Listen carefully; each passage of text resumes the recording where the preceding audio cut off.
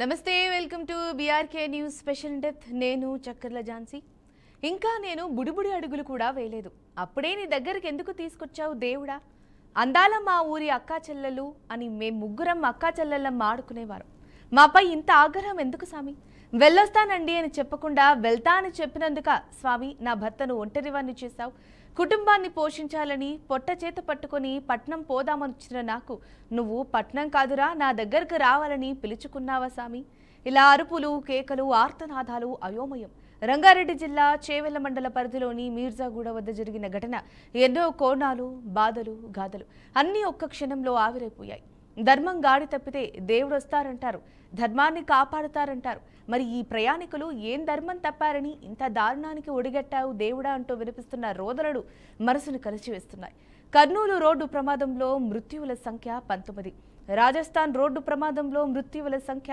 19 Chevella road ప్రమాదంలో మృతుల సంఖ్య 19 ఈ దారుణాలకు కారణం ఎవరు ప్రజాప్రతినిధుల నిర్లక్ష్యానికి ప్రతిఫలం ఈ ప్రమాదమా ఎన్నోసార్లు రోడ్డు విస్తరణ చేయాలని ఇచ్చిన వినతులను బేఖాతరు చేయడమా ఇంకా ఎన్ని ప్రమాదాలు జరిగితే వ్యవస్థలు నియమ నిబంధనలను పాటిస్తారు ప్రజల శ్రేయస్సు కోరే రాజకీయాలు చేస్తారు ఓ తెలంగాణ ఓ ఏపీ ఓ రాజస్థాన్ ప్రమాదాల్లో మరణించిన కుటుంబాలకు లక్షల్లో ఇచ్చే నష్టపరిహారం న్యాయం చేస్తుందా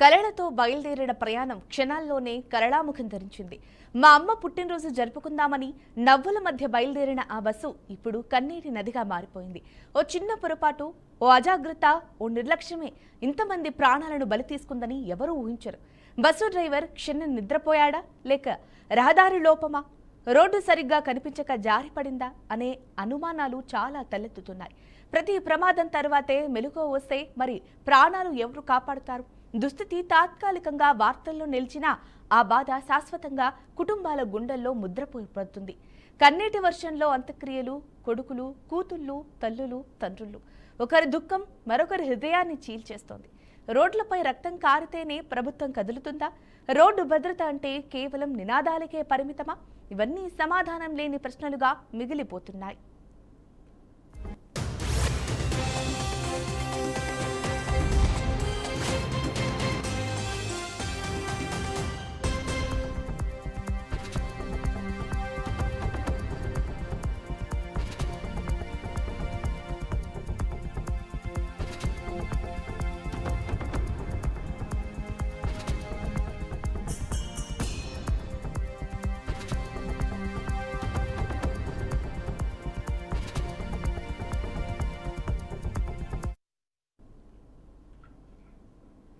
ప్రాణాలు పోతే మాత్రమే గుర్తొస్తుందా బాధ్యత ఇదిలా ఉంటే మన వ్యవస్థలు మాత్రం చక్రం తిప్పెంతలో మళ్లీ మర్చిపోతాయి ఈ సమస్యలను చేవెళ్ల రోడ్డు ప్రమాదం తర్వాత అక్కడి ప్రజలు ఆగ్రహంతో రోడ్లపైకి వచ్చారు మాకు భద్రత కావాలి మాకు సజీవంగా తిరిగి రావాలన్న హక్కు కావాలి అని అరిచారు వర్షం కురిసినా రోడ్డు గుంతలతో నిండినా ఎవరూ పట్టించుకోరు ఎక్కడైనా ఒక ప్రమాదం జరిగితే ఒక్కసారి కెమెరాలు మంత్రులు ప్రకటనలు అంతే కథ ముగుస్తుంది కానీ ఆ రాత్రి కోల్పోయిన ప్రాణాలు ఆ పిల్లల కన్నీళ్లు ఎవరు తుడుస్తారు ధర్మం కాపాడేవారే లేని దేశంలో దేవుడు ఎలా కాపాడుతాడు ప్రజల ప్రాణాలపై రాజకీయాలు ఆడేవారు ఇప్పుడైనా మేల్కొంటారా లేక మరొక ప్రమాదం కోసం వేచి చూస్తారా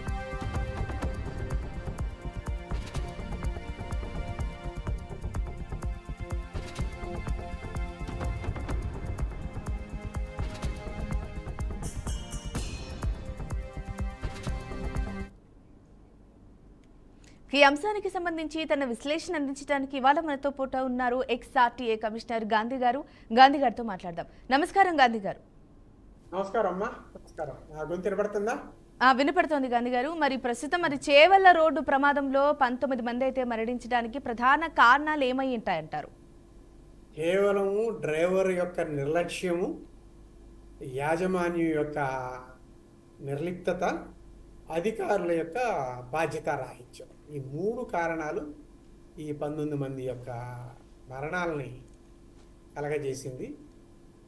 తెలియని అమాయకులైన ప్రయాణికులు హ్యాపీగా వెళ్ళేవాళ్ళు. ఆర్టీసీ బస్సు, హైరైడ్ బస్సు అనుకోండి, అది తన దారిని తను వెడుతుంటే మరి ఈ లారీ కుడిపక్కకు వచ్చి కంట్రోల్ చేసుకోలేక అత్యధిక బరువుతో ఉండి అతివేగంతో నడుపుతూ మరి బస్సుని డైరెక్ట్గా కుడి పక్కన అలా దూసుకుంటూ వెళ్ళి బ్యాలెన్స్ చేయలేక బరువు వల్ల, ఓవర్లోడ్ వల్ల బండి లారీ బస్సు మీద పడిపోవటం వల్ల 19 ప్రాణాలు, దానిలో గాయాల కంటే కూడాను కంకరబడి ఊపిరాడక చనిపోయినటువంటి దుస్సన్నివేశం అన్నమాట. నిజానికి చట్టంలో లూజ్ మెటీరియల్ లారీలో క్యారీ చేయకూడదు. సెంట్రల్ రూల్స్ 93 ప్రకారం, నోటిఫికేషన్స్ ప్రకారం టార్పాలిన్ కానీ లేదా కంటైనర్ లాగా పైన కూడాను ఇనపది క్లోజ్డ్ ఉండేటటువంటి విధానంలో మాత్రమే సరుకులు ట్రాన్స్పోర్ట్ చేయవలసి ఉండగా, అదే ఆ లాభాపేక్ష కోసం అధిక ఓవర్లోడ్ వేసుకోవటానికి వీలుగా ఉంటుంది అని ఓపెన్ టాప్ ఉంచుకుని ఓవర్లోడ్ వేసుకుంటున్నారు. ఇలాంటి ప్రమాదాలు కలగజేసి అమాయకులైన ప్రాణాలని నష్టం కలగజేస్తున్నారు. ఇది మనకు కేవలం మన ఆంధ్ర, తెలంగాణ రాష్ట్రాలు అనుకోవటానికి లేదమ్మా. మొన్ననే కర్నూలులో బస్ యాక్సిడెంట్ చూసాము. రాజస్థాన్లో నిన్ననే ఒక యాక్సిడెంటు. ఒక ట్రక్కు డ్రైవరు 17 వాహనాలను ముందుకు తోసుకుంటూ 300 మీటర్లు డ్రైవ్ చేయటం వల్ల 14 మంది అమాయకులైన ప్రాణాలు కోల్పోయారు. అంతకుముందు కొద్ది రోజుల ముందు ఒక ట్రక్కు ఒక టెంపో ట్రావెలర్ని హెడాన్ కొలిషన్ చేసినందువల్ల ఆ టెంపో ట్రావెలర్లో 19 మంది చనిపోయారు. ఇవన్నీ కూడాను చెప్పుకోవాలంటే జమిలిగా ఉన్నటువంటి సమస్య. ఒక్కరినే మనం నిందించి ఒక్కరి వల్లనే పరిష్కారం అవుతుంది అనుకోవటం కాదు. అక్కడ రోడ్ డిజైనింగు, తరువాత వెహికల్ ఫిట్నెస్, చట్టాన్ని ఎన్ఫోర్స్మెంట్ చేయటం, బండి యజమాని చట్టాన్ని అనుసరించే విధంగా పాల్గొనటం, డ్రైవరు సరైన వాడిగా ఉండి మరి చక్కగా డ్రైవ్ చేయగలగటం, పబ్లిక్లో కూడా అవేర్నెస్, ఈ 7 కలిసి జమిలిగా ఉంటే తప్పితే మనం ఇలాంటి దుర్ఘటనలను తగ్గించే విధంగా చర్యలు తీసుకోలేము. నేను 7 పాయింట్లు ఇప్పుడు నేను మెన్షన్ చేశాను. 7 పాయింట్లు కూడాను కలిసి సంయుక్తంగా ఒక ప్రణాళికతో పనిచేస్తే తప్పితే మనం ఈ ప్రమాదాలని తగ్గించలేము. ప్రమాదాల వల్ల జరుగుతున్న నష్టాలను కూడా మనం తగ్గించలేము. మరి నిన్నటి ప్రమాదాన్ని కనుక మనం గమనించినట్టయితే కేవలం ఆ క్రషరు ఓవర్లోడ్ వేసుకోవటం వల్ల డ్రైవరు అధిక వేగంతో బండిని డ్రైవ్ చేయటం వల్ల రోడ్డు నిబంధన పాటించకుండా కుడివైపుకు రావటం, వేరే వాహనం యొక్క దారిలో, అంటే అవతల వాహనం ఎడం పక్కన పెడుతుంటే తన దారిలో తను ఎడం పక్కన వెళ్ళవలసి ఉండగా కుడి పక్కకి వాహనాన్ని కొంచెం మళ్ళించి బస్సుని ఢీకొని ఇంత దారుణం జరగటానికి కారణభూతులయ్యారు. మరి ఆ ఏరియాలో ఆ రోడ్ల మీద, అది కేవలం స్టేట్ హైవే, నేషనల్ హైవే కాదు, రోడ్ డివైడర్ ఉండే అవకాశం లేదు. దాన్ని నేషనల్ హైవేగా డిక్లేర్ చేశారని ప్రభుత్వం స్థూలప్రాయంగా అంగీకరించిందే తప్పితే దాన్ని ఒక ప్రణాళికాబద్ధంగా ఇంకా తయారు కాల. మరి ప్రజలు రోజు అంత స్పీడ్తో అంత ఓవర్లోడ్తో వాహనాలు వెళుతుంటే ప్రజలు ఎందుకు ఆందోళన చేయటం లేదు? ప్రాణాలకు రక్షణగా వారు కూడాను మరి చర్యలు తీసుకోవాలి. లైసెన్స్ ఇచ్చేటప్పుడు, క్రషర్లకి లైసెన్స్ ఇచ్చేటప్పుడు వాళ్ళు వాళ్ళ క్రషింగ్ మెటీరియల్ని ట్రాన్స్పోర్ట్ చేసే వాళ్ళకి ఇచ్చే లైసెన్సుల్లో వాళ్ళు ఈ జాగ్రత్తలు తీసుకుంటున్నారా లేదా, లోడు కింద పడకుండా, అధిక లోడు కాకుండా ఈ రెండు రకాలుగాను జాగ్రత్తలు తీసుకుంటున్నారంటే ఇది ఏమీ లేదన్నది నిన్న జరిగిన ప్రమాదం తెలియజేస్తుంది. ఓకే మరి గాంధీ ఎవరిని మనం నిందించాలి అంటే మన చాలా బాధాకరంగా ఉంటుందన్నమాట. ఓకే గాంధీ గారు, మరి ప్రమాదాల తర్వాత ప్రభుత్వం అందించే నష్టపరిహారం ఏదైతే ఉందో అది లక్షల్లో అన్నది బాధిత కుటుంబాలకు నిజంగా న్యాయం చేస్తుంది అంటారా? అంటే ఇలాంటి పరిహారాలు ఏవైతే ఉన్నాయో అవి రోడ్డు భద్రతను మెరుగుపరచడానికి ఎలా ఉపయోగపడతాయంటారు? ఇవి మీరు చెప్పే 2 పాయింట్లు అమ్మ. ఒకటి బాధితులకు ఇచ్చే పరిహారం. బాధితులకు ఇచ్చే పరిహారము ప్రమాద తీవ్రత, బతికున్న వారి యొక్క వారికి ఇవ్వాలనేటువంటి సాంత్వన కల్పించడానికే కానీ నిజంగా బాధపడి చనిపోయిన వారికి ఏమీ రిలీఫ్ ఇవ్వలేం కదా మనం. గాయపడిన వాళ్ళకి వైద్యం చేయించగలం కానీ కోలుకోవటానికి, మరి చనిపోయిన వాళ్ళకి మనం ఏ రకమైనటువంటి సాంత్వన ఇస్తే, ఎన్ని లక్షలు ఇస్తే వారి కుటుంబాలు ఆ బాధను మర్చిపోగలుగుతాయి? మర్చిపోలేరు కదా.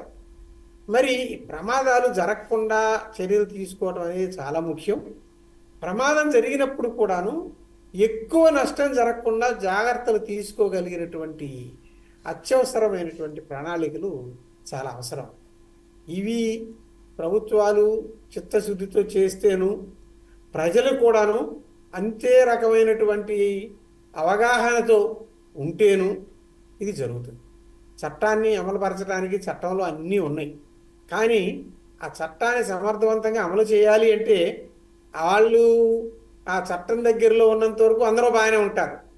ఎప్పుడైతే మనం మనసు మలుస్తామో డ్రైవర్లు తాగి నడపటం, డ్రైవర్కి తాగి నడపకూడదని తెలియదా? డ్రైవర్లు తాగి నడపటం, అలాగే ఎక్కువ స్పీడ్తో నడపకూడదని తెలియదా? ఎక్కువ స్పీడ్తో వెళుతున్నాము అని తెలియదా?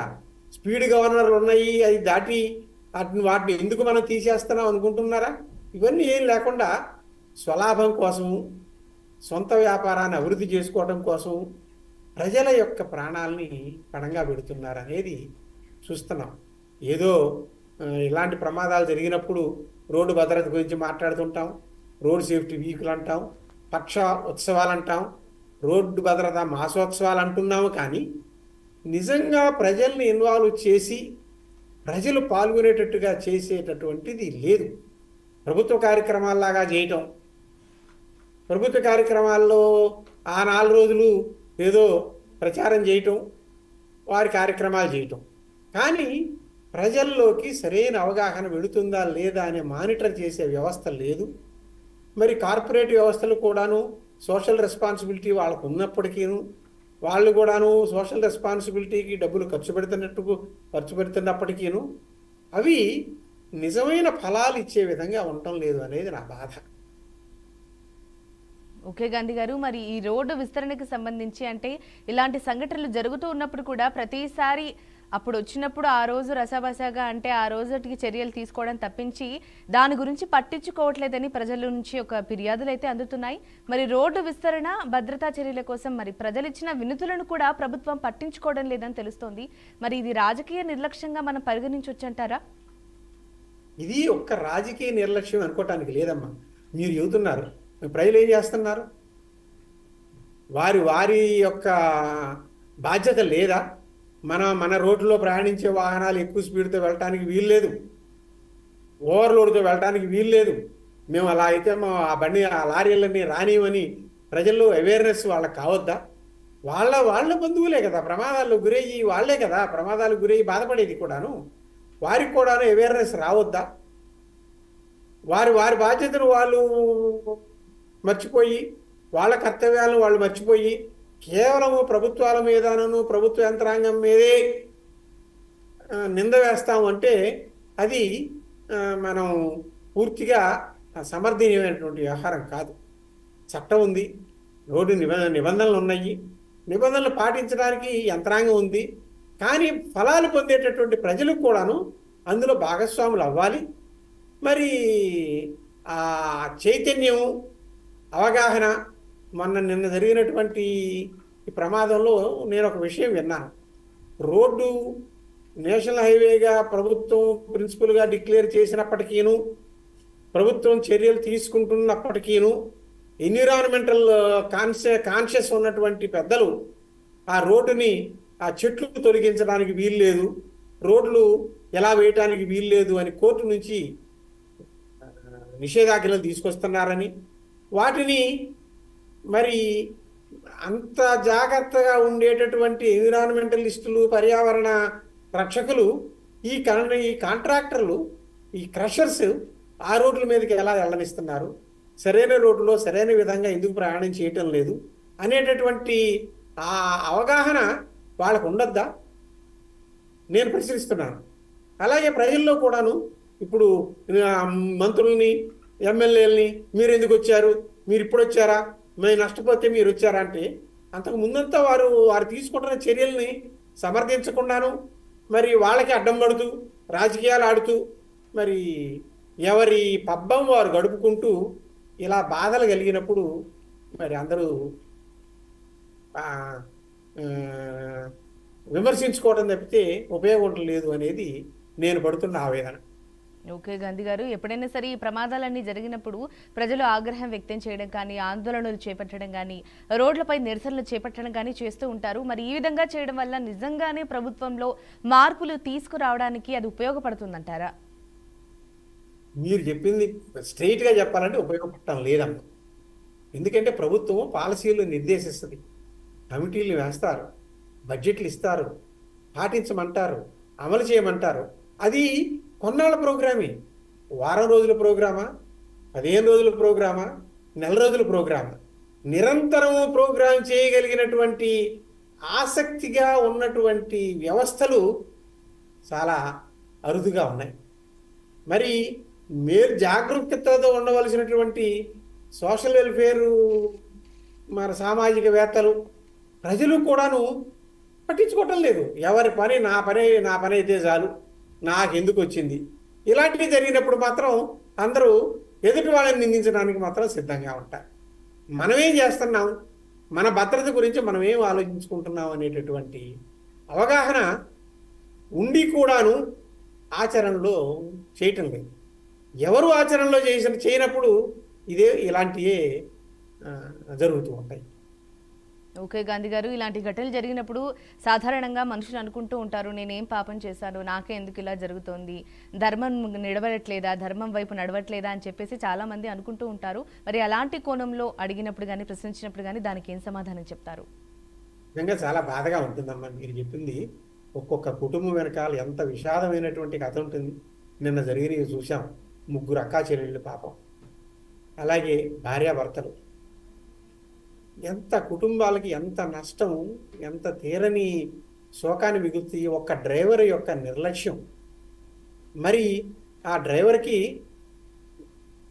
జాగ్రత్తగా నడపకూడదని తెలియదని అనుకోవాలనా, లేదా బండి యజమానికి డబ్బులు ఎక్కువ చేసుకోవాలి, తక్కువ ట్రిప్పుల్లో ఎక్కువ సంపాదించాలి అని ఓవర్లోడ్ వేయకూడదు, పర్మిట్ నిబంధనలు ఒప్పుకోవు అని ఓనర్కి తెలియదు అనుకుందామా?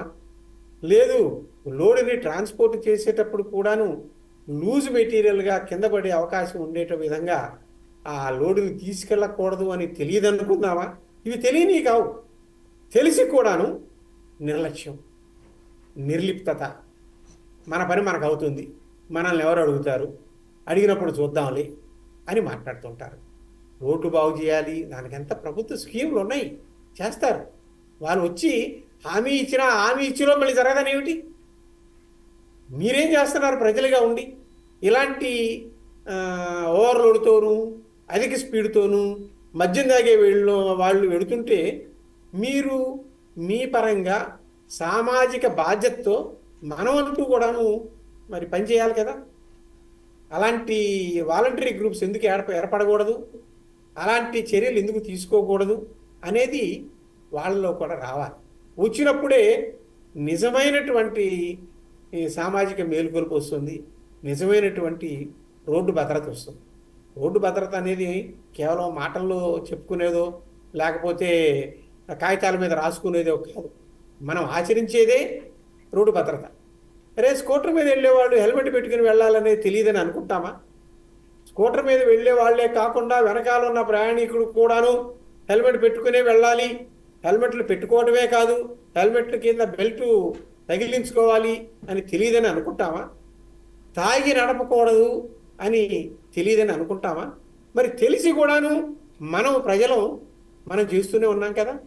మరి ఎక్కడో ఏదో జరిగితే మన బంధువులు బాధపడితే మనం ఇప్పుడు ఎవరినో నిందించి ఏం ఉపయోగం? జరిగిపోయిన నష్టం తిరిగి రానే రాదు. నష్టం జరగకుండా మనం జాగ్రత్త పడాలి అంటే అందరూ కలిసి పనిచేయాలి. కేవలం ప్రభుత్వం మీదకే తోసేసి, అధికారుల మీదకే తోసేసి వాళ్ళ వల్లనే ఇదంతా ఉందంటే వాళ్ళు ఏమైనా మ్యాజిక్ చేయగలరా?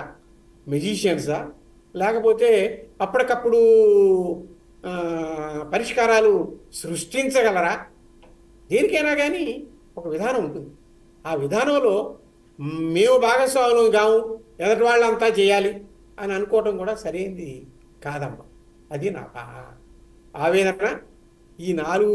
ఈ రెండు కొద్ది రోజుల్లో జరిగిన ప్రమాదాల వల్ల జరుగుతున్న మనోవేదనని ఈ రకంగా నేను తెలియజేస్తున్నాను.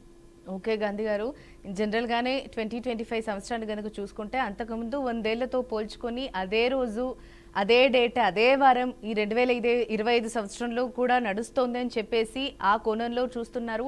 అప్పుడు జరిగినటువంటిగా ప్రమాదాలు ఏవైతే ఉన్నాయో అవి ఈ 2025 సంవత్సరంలో కూడా జరుగుతున్నాయని చెప్పేసి అన్నారు. దానికి తగ్గట్టుగానే 2025లో కూడా చాలా ఫ్లైట్ యాక్సిడెంట్లు, అగ్ని ప్రమాదాలు జరుగుతూనే ఉన్నాయి. ఇప్పుడు కరెంట్ సిచ్యువేషన్స్లో ఈ కర్నూలు కానీ, రాజస్థాన్ కానీ, చేవెళ్ల ప్రమాదాల్లో కనుక చూసుకుంటే మృతుల సంఖ్య 19కి సమానంగా ఉంటుందని తెలుస్తోంది. మరి మిస్టరీ 19గా మారిపోయింది. మరి దీన్ని ఎలా విశ్లేషిస్తారు? ఇది అలా మిస్టరీ అని అనుకోనవసరం లేదమ్మా.